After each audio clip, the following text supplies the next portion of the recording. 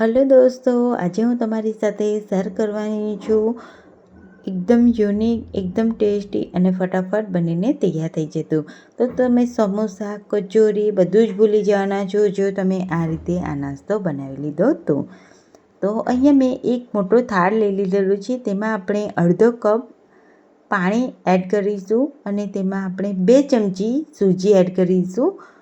તમે જોઈ શકો છો એ રીતે.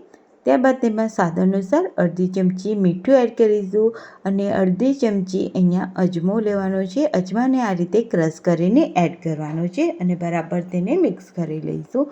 અહીંયા તમે તેલ અથવા તો ઘી એડ કરી શકો છો. અહીંયા મેં તેલ ને ઘી બિલકુલ પણ ઉપયોગ નથી કર્યો, બટ તમને જો પસંદ હોય મોણ માટે તો તમે અહીંયા એડ કરી શકો છો.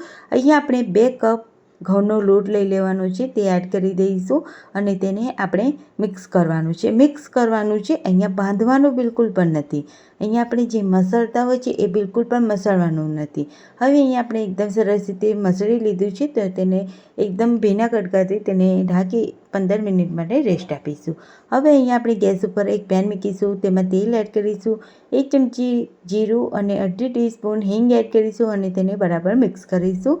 ત્યારબાદ 1 ચમચી હળદર પાવડર, 1 ચમચી લાલ મરચું પાવડર અને અહીંયા આપણે મસાલા છે તે સૂકા મસાલા લીધેલા છે, તો તેને થોડા મિક્સ કરી અને અડધી ચમચી જેટલું પાણી એડ કરી અને તેને મિક્સ કરી લઈશું.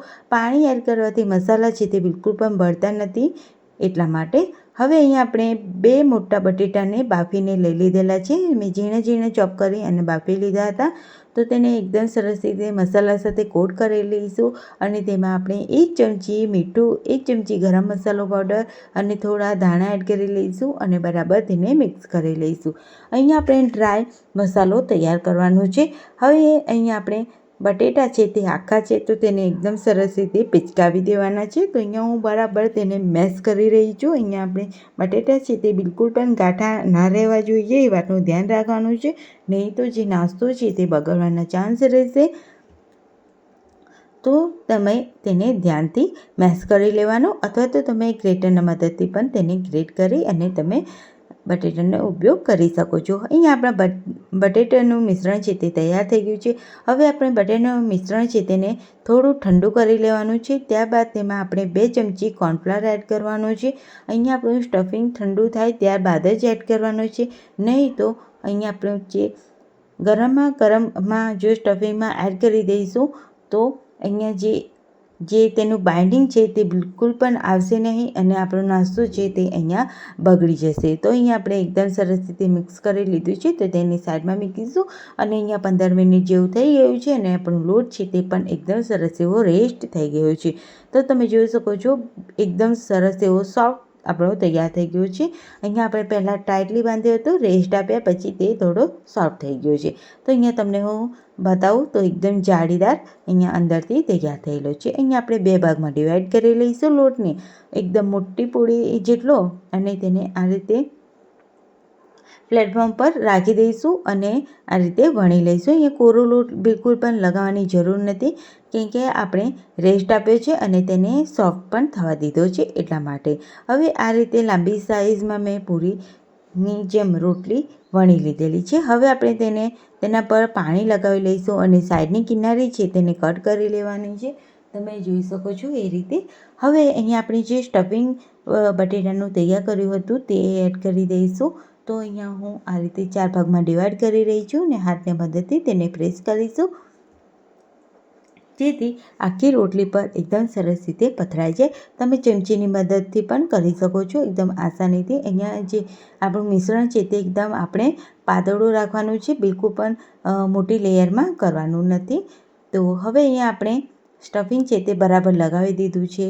હવે અહીંયા આપણે કિનારીથી ફોલ્ડ કરીશું અને તેને પ્રેસ કરીશું, ફોલ્ડ કરીશું, પ્રેસ કરીશું. તમે જોઈ શકો છો એ રીતે વિડીયોમાં, બસ એ રીતે આપણે કરવાનું છે. અને ત્યારબાદ અહીંયા આપણે કટ લગાવીશું. તો અહીંયા મેં 3 લેયરમાં ફોલ્ડિંગ કર્યું અને પછી તેને કટ કરી લીધું. તો અહીંયા તમે જોઈ શકો છો એ રીતે હું કટ કરી રહીશ અને આ રીતે થોડું પ્રેસ કરી લેવાનું, જેથી અહીંયા આપણું જે સ્ટફિંગ છે તે બિલકુલ પણ નીકળી ના જાય અને આપણો નાસ્તો છે તે એકદમ સરસ એવો બનીને તૈયાર થાય.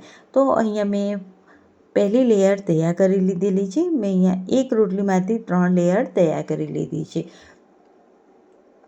અહીંયા હવે આપણે વચ્ચેથી કટ લગાવી લઈશું.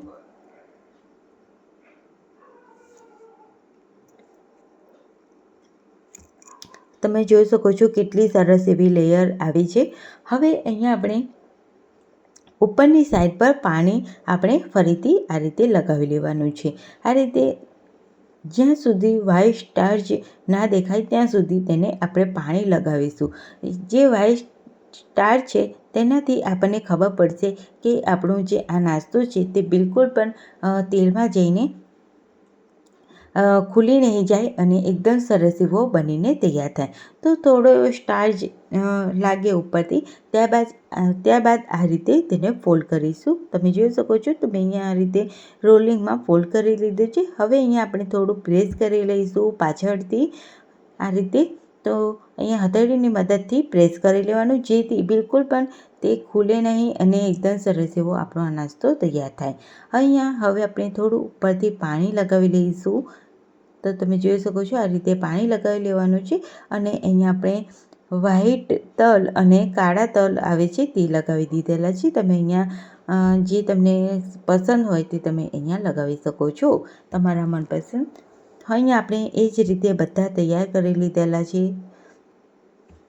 હવે અહીંયા બાજુમાં મેં તેલ ગરમ કરવા માટે મૂકી દીધેલું છે. તો મીડિયમ એવું તેલ આપણે ગરમ કરવાનું છે અને ત્યારબાદ તેમાં એડ કરવાનું છે. અહીંયા બહુ વધારે આપણે હાઈ નથી કરવાનું અને આપણો આ નાસ્તો છે તે પણ આપણે હાઈ ફ્લેમ પર આપણે બિલકુલ પર તળવાનો નથી. અહીંયા મીડિયમ ટુ લો ફ્લેમ પર તેને તળવાનો છે, જેથી આપણો નાસ્તો છે તે એકદમ સરસ એવો બનીને તૈયાર થાય. એકદમ સરસ એવો ક્રિસ્પી અને એકદમ ભાખરવડીનો ટેસ્ટ આવે તેવો. તો આ નાસ્તો છે તે તમે સમોસા, કચોરી પણ ભૂલી જશો અને જાણે આપણે ભાખરવડી ખાતા હોય એવો ટેસ્ટ આવશે. આ નાસ્તામાં બહુ જ મસ્ત તૈયાર થશે.